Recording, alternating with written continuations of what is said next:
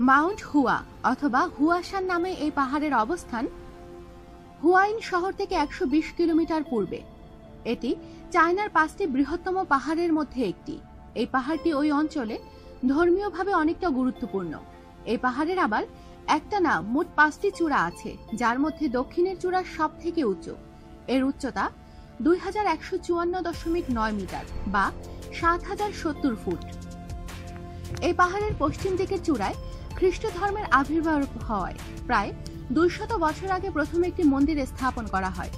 এই মন্দির তাওবাদ ধর্ম অনুসারীরা স্থাপন করে, আর তাওবাদী ধর্ম অনুসারীরা বিশ্বাস করেন যে এই পাহাড়ের চূড়ায় ভূগর্ভস্থ দেবতারা বসবাস করে, আর তৎকালীন ধর্মযাজকরা এই মন্দিরগুলো ব্যবহার করত মৃত ব্যক্তির আত্মার সাথে কথা বলার জন্য, কেননা তারা বিশ্বাস করত মানুষ মারা গেলে তার আত্মা ভূগর্ভে চলে যায়।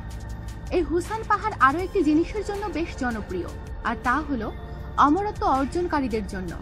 কি ভাবছেন, মাথা খারাপ হয়ে গেছে? মানুষ কি কখনো অমর হয় নাকি? না, সত্যি মানুষ কখনোই অমর হয় না। কিন্তু এই জায়গায় অনেকেই বিশ্বাস করেন যে এই পাহাড়ের চূড়ায় এমন কিছু গাছ জন্মে যা মানুষকে অমর করতে সক্ষম। যাই হোক, বর্তমান সময়ে এখন পর্যন্ত কেউ এই গাছের সন্ধান পেয়েছে বলে জানা নেই। এই পাহাড়ের ওঠার রাস্তা যে কতটা ভয়ঙ্কর তা হয়তো নিজে যেয়ে অনুভব না করলে তার প্রকৃত অর্থে কোনোদিন বোঝা যাবে না। আপাতত এই পাহাড়ি রাস্তার কিছু ছবি দেখা যাক, যাতে কিছুটা হলেও অনুভব করতে পারেন। আর যদি কিছু ছবিতে মনের ক্ষুধা না মেটে, তাহলে আর কি করা, পাসপোর্ট, ভিসা আর প্লেনের টিকিট কেটে চলে যান চায়না, আর যে নিজ চোখে দেখে আসুন এই ভয়ঙ্কর পাহাড়ি রাস্তা।